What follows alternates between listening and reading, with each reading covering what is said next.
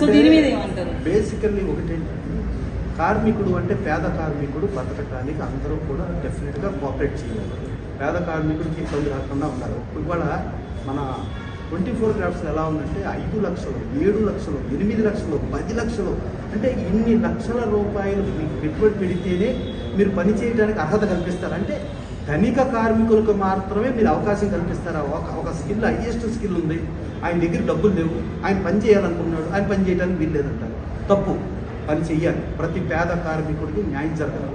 మనదే కార్మిక వ్యవస్థ అంటే ప్రపంచ కార్మిక వ్యవస్థ. మన మేడే అంటే ప్రపంచ కార్మికుల దినోత్సవం అని పెట్టుకుంటాం. అంతేగాని ఏదో కొద్ది మంది మాత్రమే బతకాలి, కొద్ది మంది ధనికులే బతకాలి, ధనిక కార్మికులు పదం అంటారా? డెఫినెట్ గా ఇప్పుడు మిమ్మల్ని కాదనుకొని కోఆపరేట్ చేయాల్సిన బాధ్యత ఉంది. డెఫినెట్ గా స్కిల్ డెవలప్మెంట్ ఇవ్వాల. మనకు అవసరమైతే మ్యాక్స్ మెన్నో మెన్నో బాంబే నుంచి తెచ్చుకుంటాం, లేకపోతే ఇంకోటి తెచ్చుకున్నాం. మనం గాంధీ అనే cinema NFDC, national film development corporation, భారతదేశ ప్రభుత్వానికి సంబంధించిన ఒక సంస్థ, గాంధీ గారి సినిమా తెలుసుకుంటే రిచర్డ్ అటెన్బరోని తెచ్చుకున్నారు. ఎందుకు తెచ్చుకున్నారు? దాని సూటబుల్ అని చెప్పి తెచ్చుకున్నారు. సినిమాకి కులం, మతం, జాతి, ప్రాంతం అనేది ఉండకూడదు, ప్లస్ రిస్ట్రిక్షన్స్ ఉండకూడదు. ఇప్పుడు వాళ్ళ కాస్ట్యూమ్ డిజైనర్స్, మనకు అప్పుడు కాస్ట్యూమ్స్ చేసే వాళ్ళకి వాళ్ళ costume designer updated fashion technology అని వచ్చింది, వాళ్ళు వచ్చారు. మేకప్లో రకరకాల టెక్నిక్స్ వచ్చినాయి, రకరకాల టెక్నిక్స్. ఇప్పుడు భారతీయుడికి మేకప్ చేయాలి. అంటే ఇక్కడ ఒక ఇష్యూ వాళ్ళు ఏం చెప్తున్నారంటే అందులో ఉన్నప్పుడే పేద కార్మికులు వీళ్ళకి గుర్తొచ్చారా అంటున్నారు. ఇన్నాళ్ళు అయితే ఈ ఇనిషియేటివ్స్ తీసుకోలేదుగా మీరు. అంటే ఎప్పుడు కూడా మీరు కాంపిటేటివ్ కమిషన్ ఆఫ్ ఇండియా వాళ్ళు ఇచ్చిన కేసు కాదు, ఎప్పుడూ ఇచ్చింది. మీరు ఇది తప్పు, మీరు మార్చుకోండి అంటే కాంపిటేటివ్ కమిషన్ ఆఫ్ ఇండియాని కూడా మీరు ధిక్కరించే అధికారం మీ చేతిలో ఉందనుకుంటున్నారా? తప్పు. కాంపిటేటివ్ కమిషన్ ఆఫ్ ఇండియా ఇచ్చిన నిర్ణయం ఏదైతే ఉందో అది ట్రిబ్యునల్కి వెళ్ళాలి, ట్రిబ్యునల్ నుంచి అవసరం హైకోర్టుకి వెళ్ళాలి. దానిపైన ఓన్లీ సుప్రీంకోర్టుకి మాత్రమే అర్హత ఉంది. అది మోనోపలి రిస్ట్రిక్ట్ అంటే గుత్తాధిపత్యంగా కొద్ది మంది బతుకుతాం, ఇంకెవరిని బతకనివ్వం అనేది భారతదేశ వ్యాప్తంగా ఎక్కడ ఏం జరిగినా అలా కాదు, అందరూ బతికేటట్టు ఏర్పాటు చేయడానికి ఉన్నదే కాంపిటేటివ్ కమిషన్ ఆఫ్ ఇండియా. అది రిటైర్డ్ జడ్జెస్ వాళ్ళందరూ ఉంటారు, జడ్జిలు ఉంటారు. వాళ్ళని ఛాలెంజ్ చేయాల్సి ఉంటే ట్రిబ్యునల్, సుప్రీంకోర్టు అంతగా తప్పితే ఇంక వేరే ఏం లేదు. వాళ్ళే తప్పు పట్టే విధంగా మీరు ఉన్నారంటే మీరు మార్చుకోవాలా, మీరు ఇవాళ ఉన్న సిస్టమ్ మార్చుకోవాలి, న్యాయ ప్రకారం వెళ్ళాలా. మేము ఇలాగే అన్యాయంగానే వెళ్తాము, మేము అన్యాయ పద్ధతిలోనే వెళ్తాం అనేది తప్పు కాదు, తప్పు. అందుకని మారాలి. డెఫినెట్గా అందరం బేసికల్లీ మిగతా చోట్ల ఎక్కడ ఉన్నా కూడా తెలుగులో మనం కార్మిక సమాఖ్య ఏర్పాటు చేసిన నిర్మాతలు కాబట్టి ఒకళ్ళ బాధలు ఒకళ్ళు అర్థం చేసుకుని ఒక కుటుంబంలో చిన్న చిన్న సమస్యలు నేనే బతకాలి కాకుండా మనందరం బతకాలి అనే దగ్గర అందరం కలిపి ముందుకెళ్లాల్సిన బాధ్యత అందరం. అయితే మళ్ళీ ప్రొడ్యూస్ డెఫినెట్గా అంటే ఈరోజు బేసికల్లీ ఇప్పుడు ఇలాంటి పరిస్థితి వచ్చి దీన్ని స్తంభింపజేయాలనే ఉద్దేశం ఎవరి పక్షాన ఉంటుందని నేను అనుకోను. డెఫినెట్గా సమస్యలు అంటే కేవలం మా సమస్యలే మీరు అర్థం చేసుకోండి, మమ్మల్ని మీరు అర్థం చేసుకోండి. మేము ఒక బెంచ్ కారు కొనుక్కుందాం అనుకున్నాను, నేను బెంచ్ కారు కొనుక్కునేటట్టుగా నాకు కల్పించండి అని మేము కార్మికుడు అనే పేరుతో బెంచ్ కారు కొనుక్కుంటానికి కల్పించండి. బెంచ్ కారు కాదు, మనం తిరగాలంటే ఒక మారుతి 800 లేకపోతే కారు కూడా మనం తిరగచ్చు. మనం తిరుగుతూ అందరూ ఎలా ఉన్నారో బతకాలి, బతికించాలి అనే. అయితే ఇప్పుడు మీరు మాట్లాడుతున్న మాటల్లో ఫిలిం ఛాంబర్ టోటల్ గా నిర్మాతల వైపే తిరిగినట్లుగా అనిపిస్తుంది. నిన్న మీ దామోదర్ గారు మాట్లాడినా ఎవరు మాట్లాడినా ఫిలిం ఛాంబర్ అనేది అందరిదే కదా, మీరు ఎందుకు కార్మికుల వైపు? తప్పమ్మా, మీరు బేసికల్ గుర్తుంచుకోండి. కార్మిక సమాఖ్య నిర్మాతలు పెట్టిన కార్మిక సమాఖ్య, ఇది మా కార్మిక సమాఖ్య.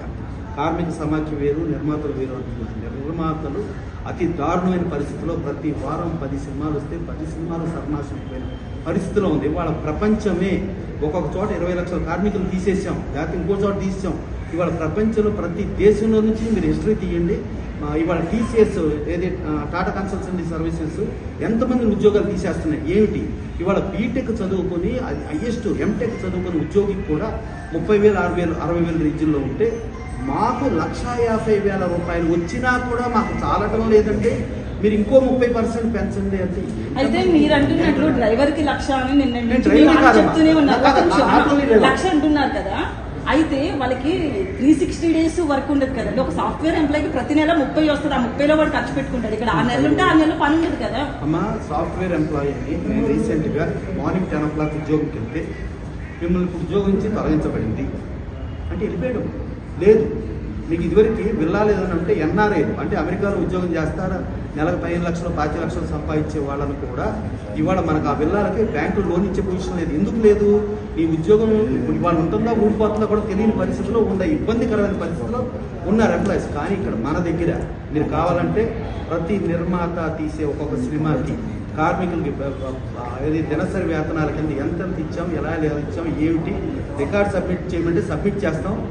ఏ కార్మికుడు 90% ఈఎస్ఐ పరిధిలోకి రారు. ఈఎస్ఐ కంటే ఎక్కువ వేతనాలే వాళ్ళకు ఉన్నాయి. మళ్ళీ ఇది కాకుండా మీరు యాజ్ ఇస్ లేబర్ కమిషనర్ దగ్గరికి వెళితే labour commissioner minimum basic wages నుంచి 8 అవర్స్ వేజెస్ నుంచి 4 అవర్స్కి ఎక్స్ట్రా కలిపితే ఎంత డబ్బులు ఉంది అనేది ఒకసారి లెక్క చూడండి. మనం ఎంత ఇస్తున్నామో లెక్క చూడండి. లెక్క చూసి లెక్కను అవగాహన చేసుకుని మనకు ఆ లేబర్ కమిషనర్ గారు ఇచ్చే దానికంటే చాలా ఎక్కువగా ఇస్తున్నాం. మళ్ళీ ఇంకోటి ఏంటంటే ఎక్కడైనా కానీ మీరు ఆ ప్లేస్కి మీరు రావాలి. కానీ మేమే ప్లేస్కి వచ్చి ఏర్పాటు చేస్తాం, మేమే ప్రయాణ భత్యాలు ఇస్తాం, మేమే ఇన్ని చేస్తున్నాం.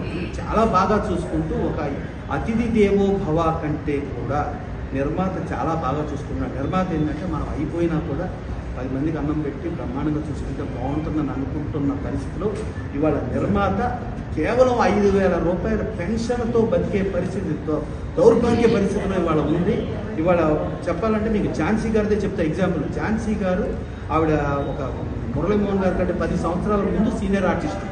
ఆవిడ సీనియర్ ఆర్టిస్ట్గా ఉండి, నిర్మాతగా ఉండి, మీడియేటర్గా ఉండి, ఫిలిం నగర్లో ఒకప్పుడు 2 స్టోరీ బిల్డింగ్ ఓనర్ అయ్యి ఉండి ఫైన్లో బతకడానికి ఇబ్బంది ఉంటే మేమే విజయవాడ వృద్ధాశ్రమంలో చేర్చి డైరెక్ట్ ఆ వృద్ధాశ్రమంకి మేమే ప్రొడ్యూస్ కౌన్సిల్ నుంచి 5,000 రూపాయలు పెన్షన్ చేస్తుంటే బతుకుతూ ఆవిడ దాని నుంచి శివెక్కించింది, కాలం చేయడం జరిగింది. ఇలా చాలామంది ప్రొడ్యూసర్స్కి ఈ 5,000 రూపాయలతో బతుకుతా అంటే మీరు ఎంతసేపు కార్మికులు నిర్మాత అంటే పెట్టుబడిదారులు, కార్మికులు అంటే ఏదో మేము పేద కార్మికులు వ్యతిరేకం కాదు. పేద కార్మికులకు అందరికీ పని కల్పించడానికే మేము కంకణం కట్టుకుని ఉన్నాం, వెరీ క్లియర్. కానీ నిర్మాత ఇంత దౌర్భాగ్య పరిస్థితుల్లో, ఇంత ఇబ్బంది పరిస్థితుల్లో ప్లస్ నిర్మాత వెళ్ళి ఒక నడుక్కోగలిగే పరిస్థితి అంటే ఇప్పుడు ఒకటండి, నిర్మాత అంత ఇబ్బందుల్లో ఉన్నప్పుడు అసలు సినిమా చేయడం ఎందుకు? ప్యాషన్ ఎందుకు అని అంటే ప్యాషన్. సినిమా చేయటం ఎందుకు అంటే దానికి మనం ఆన్సర్ చెప్పలేము. ఇప్పుడు ఏమవుతుందంటే భార్యాభర్తలు ఇద్దరు పెళ్లి చేసుకుంటే తర్వాత గొడవలు, విడాకులు, గొడవ ఎన్నో వస్తే ఇలా సమస్య ఉన్నప్పుడు మీరు పెళ్లి ఎందుకు చేసుకున్నారు అని అంటే పెళ్లి చేసుకోవాలమ్మా, చేసుకుంటాం. కానీ మంచోళ్ళు దొరుకుతారని చేసుకుంటాం కదా. ఇలాగే విడాకులు లేకపోతే ఇలాగే అందరికీ దొరుకుతుందని అనుకుంటామా? అర్థం చేసుకుంటాం. సార్ ఇంకొకటి అంటే అదే వర్షన్లో చర్చలు వస్తే మళ్ళీ ఒకటే, ఎప్పటికైనా అందరం కుటుంబమే. కుటుంబంలో ఉన్న కష్ట నష్టాలను అందరం అర్థం చేసుకుని ఒకళ్ళకొకళ్ళు మీరు బాగుండండి, మేము బాగుంటాం, మనందరం బాగుంటాం. అంతేకాని మీరు నాశనం అయిపోయింది మేము మాత్రమే బాగుంటామనే ఆశకి మేము విరుద్ధం. డెఫినెట్గా విన్ సిచ్యువేషన్, అందరం బాగుందాం, అందరం కలిసికట్టుగా ఉంటాం, అందరం అర్థం చేసుకుందాం. ఇవాళ ఒక ఇబ్బందికరమైన పరిస్థితి వచ్చింది. ఈ ఇబ్బందిలో మనం కూడా పాల్పంచుకుందాం. ఒక కుటుంబ పెద్దకి ఇబ్బంది వచ్చిందంటే కుటుంబంలో ఉన్న వాళ్ళందరూ కూడా ఇదిగోండి నా నగలు తీసుకోండో లేకపోతే నా డబ్బు తీసుకోండో, ముందు ఈ కుటుంబాన్ని మనం చక్కదిద్దుకుందామనే ధోరణిలో ముందుకెళ్లే పరిస్థితి నుంచి బదులు లేదు నీకు ఇబ్బంది వచ్చింది, ఇప్పుడు నేనైతే సుఖంగా ఉండి నేను వెళ్ళిపోతా, నేను ఇంకో చోటుకి వెళ్ళిపోతా అనే స్వార్థపూరిత ధోరణి కాకుండా అందరం కలిసి పెడితే ఈ సమస్యను పరిష్కరించుకుంటాం. ప్లస్ మనం చూసుకుంటే కమ్యూనికేషన్ చాలా దారుణంగా ఉండేది. ఇవాళ కమ్యూనికేషన్ చాలా ఈజీగా ఉంది. ఇవాళ ఢిల్లీ వెళ్ళాలంటే 1.5-2 గంటల్లో మనం ఢిల్లీ రీచ్ అయిపోతున్నాం. స్టిల్ ఇప్పటికీ కూడా 2 రోజుల్లో 3 రోజుల్లో రీచ్ అయ్యేటట్టుగా ప్రయాణ భత్యాలు ఇవ్వండి, మీరు అలాగే చెయ్యండి, ఇలాంటివన్నీ కూడా ఉన్నాయి. ఇది కరెక్ట్ కాదు. బాంబేలో 12 అవర్స్ కాల్ షీట్ ఉంది. బాంబేలో వాళ్ళు ఫుడ్ పెడతలేదు. ఇవాళ మనం పుట్టింది FIFCI film employees federation of south India నుంచి మనం పుడితే ఇవాళ film employees federation of south ఇండియాలో ₹20 ఉంటే మనకి ఇక్కడ కార్మికులకు ₹10 ఉండేది. ఇవాళ పరిస్థితి అక్కడ రూపాయి ఉంటే మనం ₹3 ఉన్న పరిస్థితి ఉంది. మళ్ళీ కార్మికులకి మినిమం వేజెస్ యాక్ట్ ప్రకారం ఆ యాక్ట్కి విరుద్ధంగా కూడా మన దగ్గర విపరీతంగా ఉన్నాయి.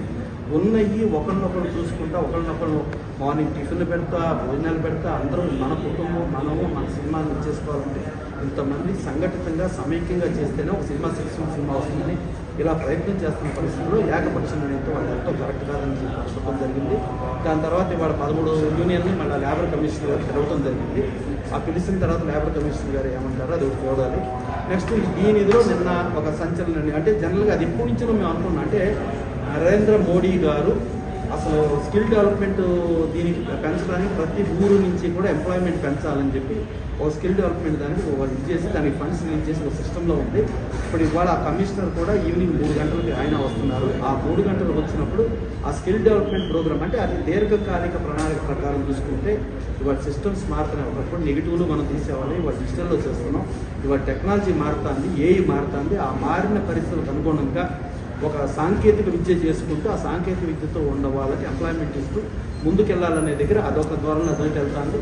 ఇది కూడా డెఫినెట్గా వాళ్ళు కూడా అర్థం చేసుకుని వాళ్ళు నిజంగానే నిర్మాతలు ఇబ్బందుల్లో ఉంటారు. నిర్మాత అంటే మన తండ్రి లాంటి వాడు. తండ్రి ఇబ్బందుల్లో ఉంటే మన పిల్లలుగా మనం దాన్ని ఆ ఇబ్బందిని మనం చూసుకోవాలి అనే పరిస్థితిలో ముందుకెళ్లాల్సిన పరిస్థితి నుంచి మనం కాదని ఇలా ఏకపక్ష ధోరణిలో వెళ్ళటం కరెక్ట్ కాదని వాళ్ళు మనసు మార్చుకొని మళ్ళీ అందరం కలిపి చేసుకుందాము. ఇవాళ ఇండస్ట్రీ ఇబ్బందుల్లో ఉంది, ఈ ఇబ్బందుల్లో అందరం కూడా పాలు పంచుకుందాం, దీన్ని ముందుకు తీసుకెళ్దామని చెప్పి అందరం అనుకోవాల్సిన బాధ్యత అందరి మీద ఉంది. అలా వస్తే ముందుకు అయితే మంచు విష్ణుతో ఈ రోజు ఏదో మీటింగ్ కండక్ట్ చేస్తున్నారు, దేని మీద?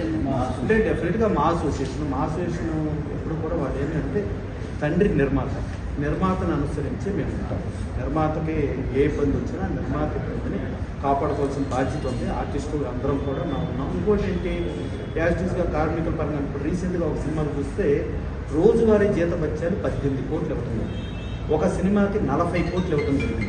ఇప్పుడు 30% పెరిగితే 18 + 5,40,00,000 పెడితే 23,40,00,000. అక్కడ ఆ సినిమాకి వాళ్ళు 25% నష్టం వచ్చే పరిస్థితి ఉంది. ఆ నిర్మాత చాలా ఇబ్బంది ఉన్న పరిస్థితి ఉంది. డిస్ట్రిబ్యూటర్ ప్రాబ్లం ఉన్నారు, ఎగ్జిక్యూటివ్ ప్రాబ్లం ఉన్నారు, ప్రొడ్యూసర్ ప్రాబ్లం ఉంది, ఇండస్ట్రీనే ప్రాబ్లం ఉంది. కాబట్టి ఈ ఇండస్ట్రీ ప్రాబ్లమ్ని అడ్రస్ చేసుకుంటూ అందరం ముందుకు వెళ్దాం అనేది ఏదైతే ధోరణి ఉందో కార్మికులు కూడా అర్థం చేసుకుని వస్తారని ఆశిద్దాం. డెఫినెట్గా లేబర్ కమిషనర్ గారు కూడా ఆయన వచ్చి వాళ్ళు డెఫినెట్గా తండ్రితో పాటే అంటే ఎప్పుడు కూడా మీరు చూసుకుంటే ఎన్టీ రామారావు సూపర్ స్టార్, ఆయన పెద్ద స్టార్ అయినా కూడా అశ్విని దత్ గారు ఆయన అభిమానిగా ఆయన వచ్చినా కూడా ఆయన గాళ్ళ దండం పెట్టి మీ అభిమాని అంటే అని చెప్పినా కూడా అశ్విని దత్ గారు ప్రొడ్యూసర్గా సినిమా చేస్తామంటే ఎన్టీ రామారావు హీరోగా ఉన్నా కూడా లేచి నిలబడి దండం పెట్టారు. దండం పెట్టి ఏంటంటే సార్ మీరు కార్మికులు సార్, మీరు ఇచ్చే డబ్బులతో మీరు బతుకుతున్నాం, నిర్మాత మీరు తండ్రి లాంటి వాడు, మీరు బాగుండాలి అనుకుని అలా రామారావు కానీ, నాగేశ్వరరావు కానీ, కృష్ణ గారు కానీ, కృష్ణదాస్ గారు కానీ, సోహన్ బాబు గారు కానీ, చిరంజీవి గారు కానీ, బాలకృష్ణ గారు కానీ, వెంకటేష్ గారు కానీ, నాగార్జున గారు కానీ, మోహన్ బాబు గారు కానీ అందరూ కూడా అదే ధోరణిలో ఇప్పుడు మన తరతరాలుగా వెళ్తాండి. ఇప్పుడు కూడా అలాగే వెళ్తామని వర్తించారు.